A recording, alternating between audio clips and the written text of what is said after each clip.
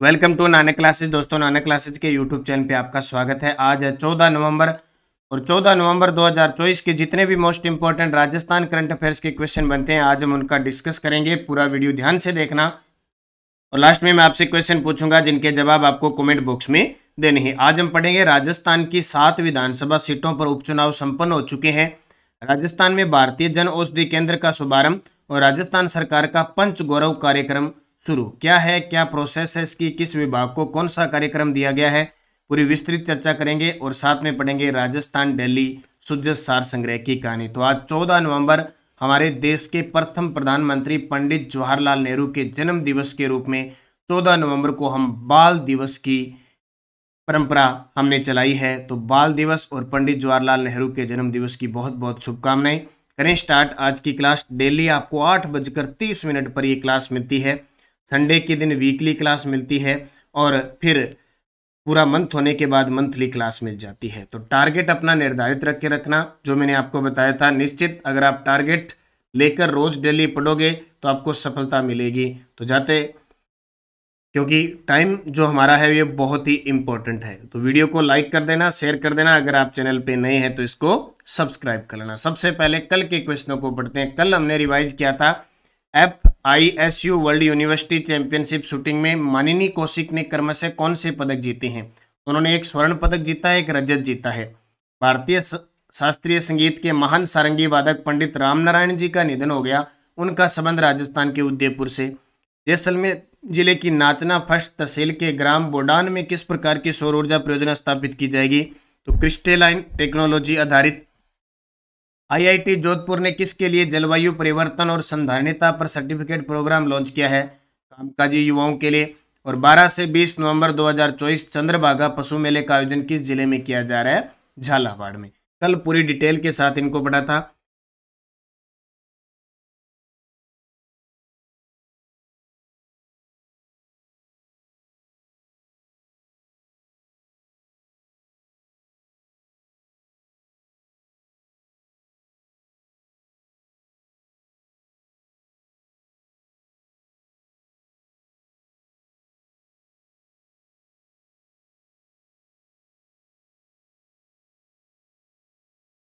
महत्वपूर्ण कड़ी की क्लास। आज का पहला प्रश्न, 13 नवंबर 2024 को राजस्थान की 7 विधानसभा सीटों पर औसतन कितने प्रतिशत मतदान हुआ है। जी बिल्कुल, जिस घड़ी का इंतजार था वो 13 नवंबर कल निकल चुकी है।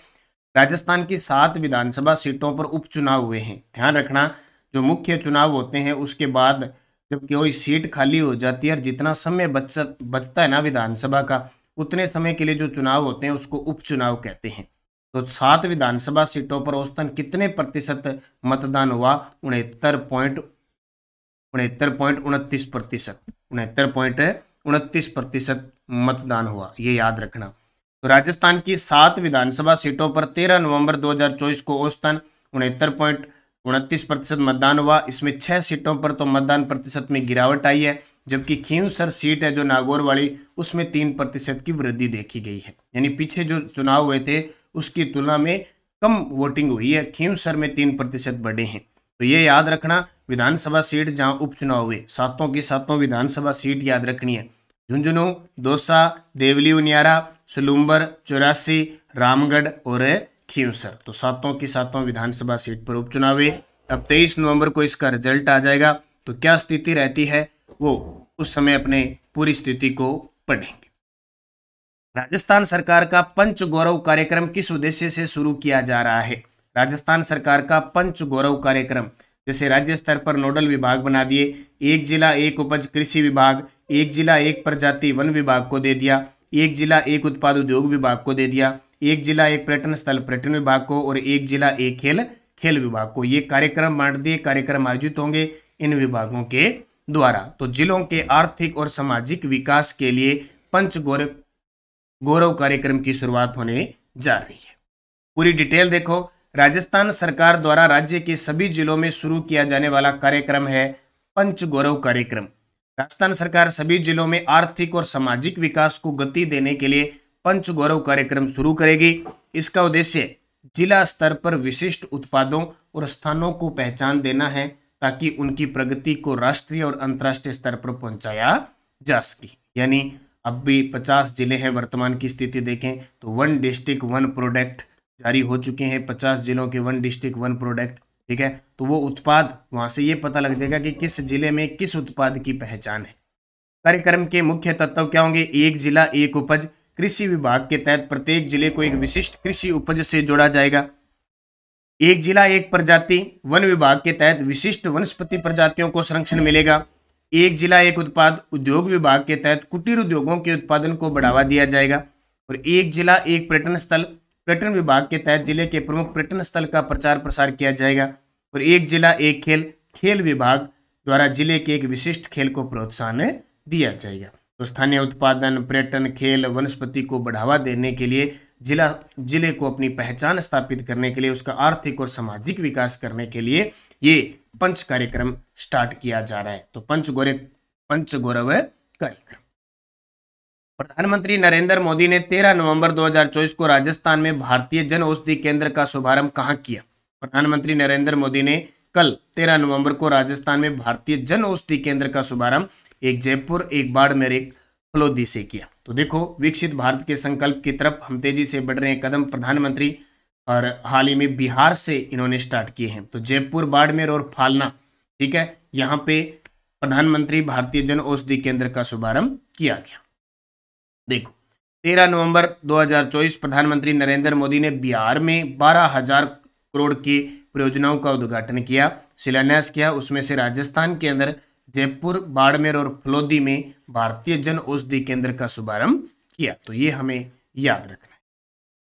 तो ये आपको याद रखना है। यहाँ पे एक थोड़ी सी है, फलोदी की जगह फालना करना है अभी, सॉरी, फालना। फलोदी की जगह फालना करना है, फलोदी नहीं है, फालना है। ये मिस्टेक से फलोदी टाइप हो गया, फालना। ठीक है, फालना पाली केंद्र जो है, तो यहाँ कर लेना है आपको फलोदी की जगह फालना। फलोदी की जगह फालना कर लेना भाई।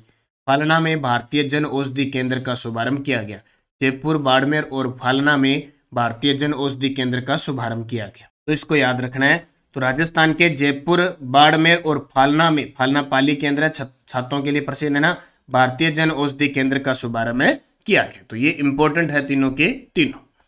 राजस्थान के किस विश्वविद्यालय में भारतीय ज्ञान परंपरा शोध केंद्र की स्थापना की जाएगी? राजस्थान के किस विश्वविद्यालय में भारतीय ज्ञान परंपरा शोध केंद्र की स्थापना की जाएगी? तो राजस्थान विश्वविद्यालय जयपुर के अंदर भारतीय ज्ञान परंपरा शोध केंद्र की स्थापना करने की घोषणा हुई है। देखो पूरी डिटेल। राजस्थान विश्वविद्यालय ने भारतीय ज्ञान परंपरा को पाठ्यक्रम में शामिल करते हुए एक नई पहल की है। एक भारतीय ज्ञान परंपरा शोध केंद्र की स्थापना की जाएगी जो विद्यार्थियों को भारतीय ज्ञान के विभिन्न क्षेत्रों जैसे साहित्य, दर्शन और विज्ञान से जुड़ी जानकारी और शोध का अवसर प्रदान करेगा।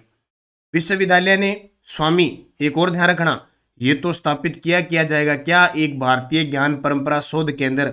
इसके अलावा राजस्थान विश्वविद्यालय ने स्वामी करपात्री द्वारा रचित 2 महत्वपूर्ण ग्रंथ वेद का स्वरूप, प्राणायाम और गोपी गीत को दर्शन शास्त्र के पाठ्यक्रम में शामिल किया है। ये बहुत इंपॉर्टेंट है।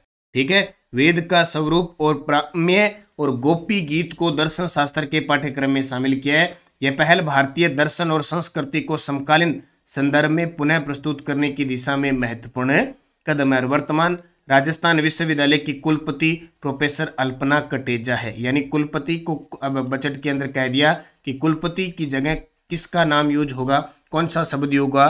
कुलगुरु। तो राजस्थान विश्वविद्यालय ने भारतीय ज्ञान परंपरा को पाठ्यक्रम में शामिल किया है जो जयपुर में है।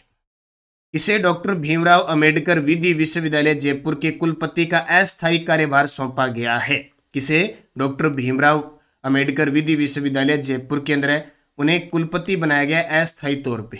तो वो है डॉक्टर देव स्वरूप। डॉक्टर देव स्वरूप को डॉक्टर भीमराव अंबेडकर विश्वविद्यालय, बस याद रखना डॉक्टर भीमराव अंबेडकर देव, ठीक है, मिलता जुलता सा नाम है। तो इन्हें जयपुर का ये जो अंबेडकर विधि विश्वविद्यालय उसका अतिरिक्त कार्यभार दिया है, क्योंकि इससे पहले डॉक्टर भीमराव अंबेडकर विधि विश्वविद्यालय के कुलपति प्रोफेसर निष्ठा जायसवाल है, तो वो दुर्घटनाग्रस्त होने के कारण ये पद कुछ दिनों से रिक्त है, इसलिए इन्हें कार्यभार एक बार सौंपा गया है।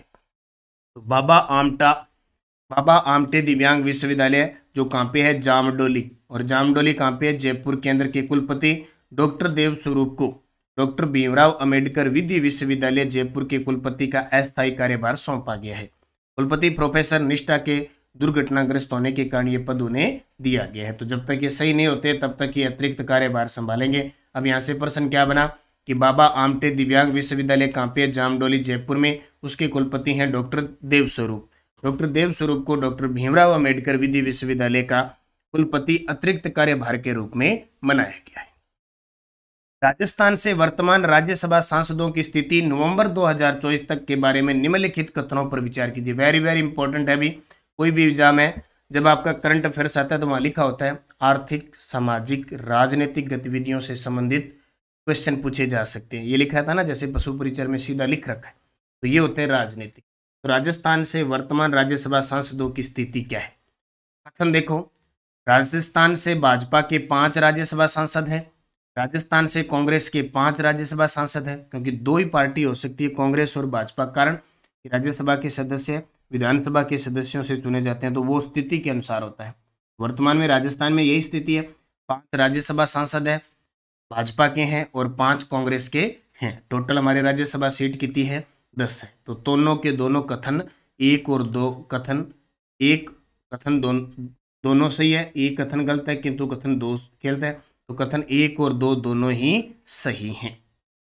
ये इंपॉर्टेंट है। अब देखो 10 सांसद कौन कौन से हैं, कौन से कांग्रेस के हैं, कौन से भाजपा के हैं। तो राजस्थान से वर्तमान राज्यसभा सांसद स्थिति देखें तो भाजपा के भी 5 हो चुकी है और कांग्रेस के भी 5 हो चुके हैं। रवनीत सिंह बिट्टू भाजपा के हैं, इसके अलावा मदन राठौड़ भाजपा के हैं, घनश्याम तिवाड़ी भाजपा के हैं और चुन्नीलाल गरासिया भाजपा के हैं और राजेंद्र गहलोत भाजपा के हैं। 5 भाजपा के हो गए। सोनिया गांधी कांग्रेस की है, नीरज डांगी कांग्रेस के हैं, मुकुल वासनिक कांग्रेस के हैं, प्रमोद तिवारी कांग्रेस के हैं और रणदीप सिंह सुरजेवाला कांग्रेस के हैं। 5 राज्यसभा सीट और 5 कांग्रेस की है और 5 भाजपा की है। तो ये इस पॉइंट को आप अच्छे तरीके से याद रखोगे, यहाँ से कोई भी क्वेश्चन पूछे तो आपका गलत नहीं होना। सूजस बुलेटिन, देश में 12,000 करोड़ रुपए की परियोजनाओं का लोकार्पण, शिलान्यास, विकसित भारत के संकल्प की तरफ हम तेजी से बढ़ रहे हैं। प्रधानमंत्री जी ने इसकी शुरुआत कर दी। 51,000 से अधिक पदों पर भर्ती निकलेगी भी। राज्य सरकार अगले साल अपनी सरकार बनने का एक वर्षगांठ बनाएगी। उस अवसर पर कहे कि 51,000 से अधिक भर्तियां निकालेंगे, लगभग 25,000 से ज़्यादा नियुक्तियां देंगे और बहुत सारे कार्यक्रम करेंगे, किसानों के लिए भी काम करेंगे। तो ये देखिए क्या होता है। 15 दिसंबर को इन्होंने शपथ ली थी, तब कार्यक्रम आयोजित किया जाएगा और निश्चित पहली वर्षगांठ में बहुत सारी योजनाएं, नीतियां और कार्यक्रम सरकार के होते हैं। नानक क्लासेज और नानक क्लासेज शिवसर टेलीग्राम ज्वाइन कर लो भी, ताकि आपको पीडीएफ वगैरह सारी चीजें उपलब्ध होती रहे। पिछले वीडियो का क्वेश्चन था माननीय कौशिक का संबंध किस खेल से है, तो आप सभी का सही जवाब था निशानेबाजी। अब आपके लिए क्वेश्चन जिसका जवाब कमेंट में देना है। चंद्रभागा पशु मेले का आयोजन किस जिले में आयोजित किया जाता है? भरतपुर, बीकानेर, झालावाड़, सिरोही। सही जवाब देना है। यस्टे डॉज राजस्थान राज्य में इंस्टीट्यूट ऑफ लीडरशिप डेवलपमेंट कहाँ स्थित है? जयपुर में। राजस्थान परमाणु ऊर्जा संयंत्र को किस वर्ष चालू किया गया? 1973, कनाडा के सहयोग से। राउतबाटा में है। ढोल नृत्य का संबंध किस सभ्यता से है, किस स्थान से है? जालोर से। बूंदी में कजली तीज का त्यौहार किस माह में बनाया जाता है? भाद्रपद कृष्ण तीज को। पिछवाई पेंटिंग नाथ द्वारा की प्रसिद्ध है, गुलाबी गणगौर नाथ द्वारा की प्रसिद्ध है। ठीक है, तो ये आपको याद रखना है। 5% सीईटी में आए हुए हैं। अब लास्ट 5% और बचते हैं। सीईटी 10+2 एग्जाम 2024 के आज लास्ट पर्सन है। बालाथल सभ्यता किस जिले में है? बालाथल सभ्यता की खोज किसके द्वारा की गई? कालीबंगा सभ्यता किस नदी के किनारे है? किस सभ्यता से दोहरे जुते हुए खेत के साक्ष्य मिले हैं? और किस सभ्यता को ताम्बर नगरी कहते हैं? ये 2-3 पारियों में पेपर हुए थे, वहां घुमा फिरा के ये प्रश्न आए थे। तो 5 के जवाब आपको कमेंट बॉक्स में देना है। जाते जाते भाई वीडियो को लाइक जरूर कर देना, शेयर जरूर कर देना। अगर आप चैनल पे नए हैं तो इसको सब्सक्राइब कर